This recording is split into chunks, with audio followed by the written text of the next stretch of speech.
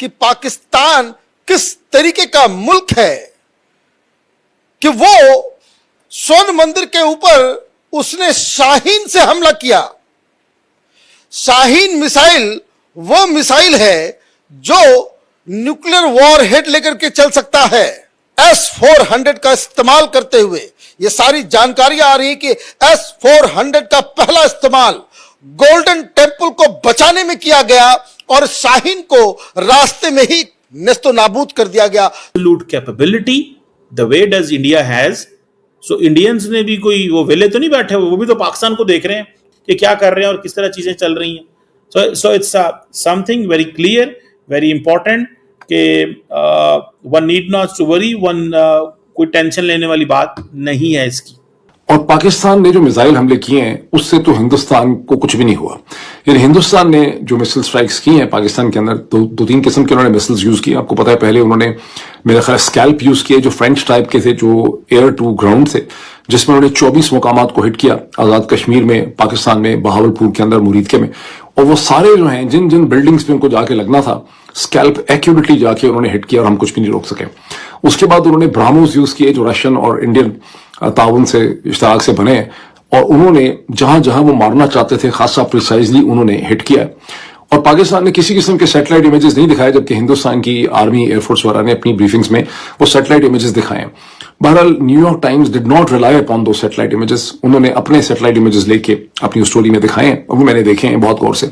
और satellite image दिखाते हैं कि बुल्हारी जो है, जहां F-16 होते हैं, जो कराची से कहते हैं कि 100 किलोमीटर 100 मील दूर है, वहां पर उन्होंने जिस हैंगर को निशाना बनाया, उन्होंने पहले का इमेज दिखाया हमले से पहले का और हमले के बाद का, और वो हैंगर का एक हिस्सा जो है बिल्कुल तबाह हो गया है।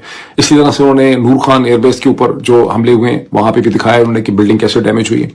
फिर उन्होंने जो रहीम यार खान में हमला है वो भी दिखाया।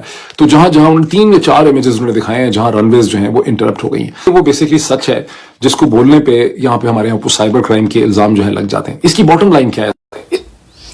अब मोहित पीरजादा ने न्यूयॉर्क टाइम्स की रिपोर्ट को इस तरह कोट किया है कि न्यूयॉर्क टाइम्स ने यह लिखा है कि जो दोनों तरफ के वॉर हुई है उसमें इंडिया को कोई खास नुकसान नहीं हुआ। पाकिस्तान ने जो हमले वहां पर किए हैं उससे इंडिया को कोई खास नुकसान नहीं हुआ, बल्कि जो उधमपुर की एयरबेस दिखाई जा रही थी कि वहां पर इतनी तबाही हो गई, तो वो भी कोई तबाही उसके अंदर नजर नहीं आती। क्योंकि न्यूयॉर्क टाइम्स ने ये कहा है कि जो इमेजेस, सैटेलाइट इमेजेस पेश किए जाते हैं किसी भी वॉर के बाद या उस दौरान के दोनों कंट्रीज की तरफ से, उसमें इंडिया की तरफ से तो आ रहे हैं इमेजेस, लेकिन पाकिस्तान की तरफ से कोई इमेजेस नहीं दिखाए जा रहे कि कहां पर पाकिस्तान ने हमला किया है, इंडिया के अंदर कहां कहां तबाही हुई है, या पाकिस्तान के अपने अंदर जहां पर इंडिया ने हमला किया है उसमें कोई नुकसान नहीं हुआ।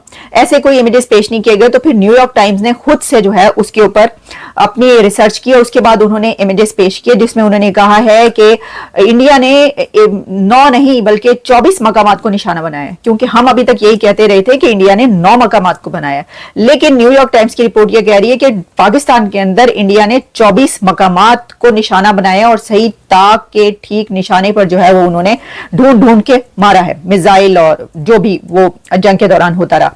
की जा रही है कि हमने बड़ा नुकसान कर दिया, हमने ये कर दिया, तो ऐसा कुछ नजर नहीं आता। और ये एक ऐसा बड़ा सच है कि अगर इसके ऊपर जो है वो कोई जब बोलेगा तो उसके ऊपर जो है वो साइबर क्राइम की तरफ से कोई पर्चा हो जाएगा। अब देखें इसके अंदर फिर ये भी लोग कहना शुरू हो गए कि क्योंकि अभी पर्चा हुआ है मोहित पीरजादा के ऊपर और 3-4 और लोग हैं, मनूरानी, मोहित पीरजादा, कुछ और भी लोग जो कि सब पाकिस्तान में इस वक्त नहीं है, बाहर है, उनके ऊपर फिर एक जो है वो पर्चा कर दिया गया है।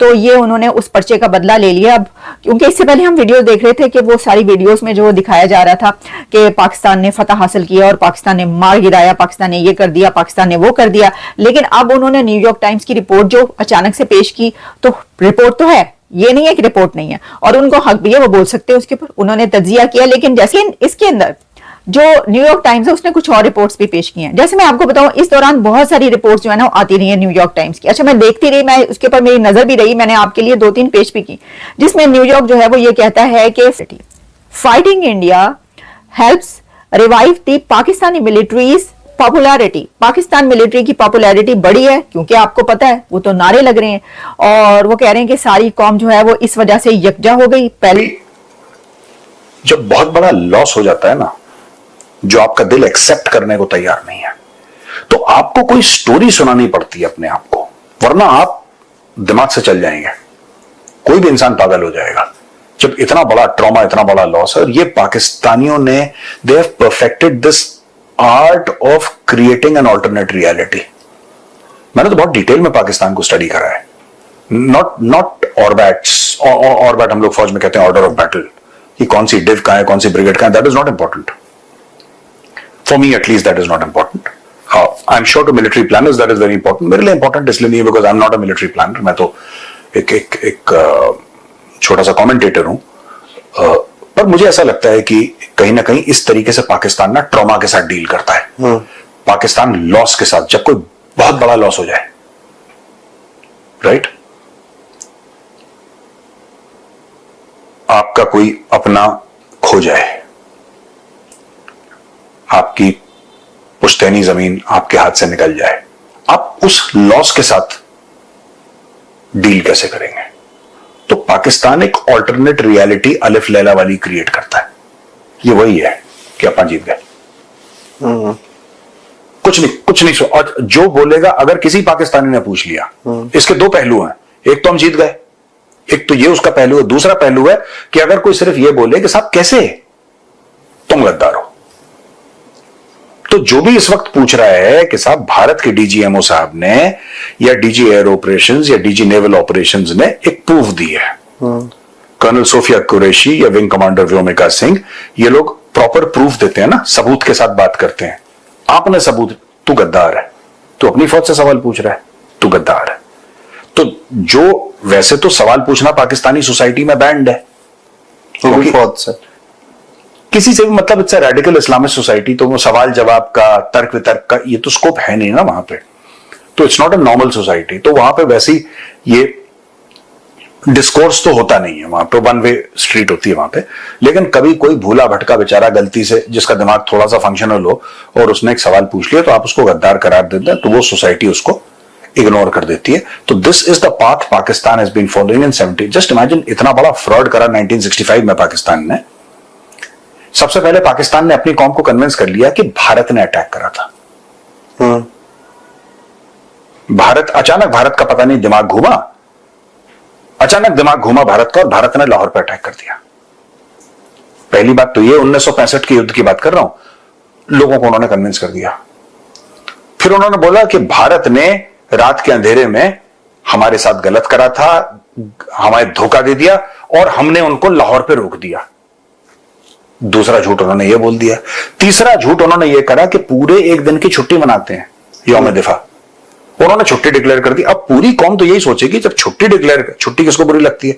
कल अगर मैं बोल दूं कि ऑफिस में, कल तो खैर संडे है कोई बात नहीं, लेकिन अगर किसी और दिन मैं बोल दूं मंडे को छुट्टी है या 2-3 दिन की छुट्टी है, अगर मैंने आपको बता दिया 2-3 दिन की छुट्टी है, आप कहते हो सर अगर 3 दिन की छुट्टी में घर ना हो अपने आजमगढ़ लगा चक्कर मार लेता हूं, ठीक है, घर वालों से मिलकर आ जाऊंगा।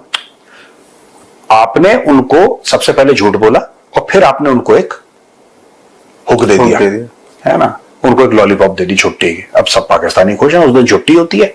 और छुट्टी क्यों होती है ये भी सवाल पूछा जाएगा कि भाई फलानी तारीख को छुट्टी, उस दिन हमने भारत के दांत खट्टे करे थे और उस दिन हमने उनको लाहौर पे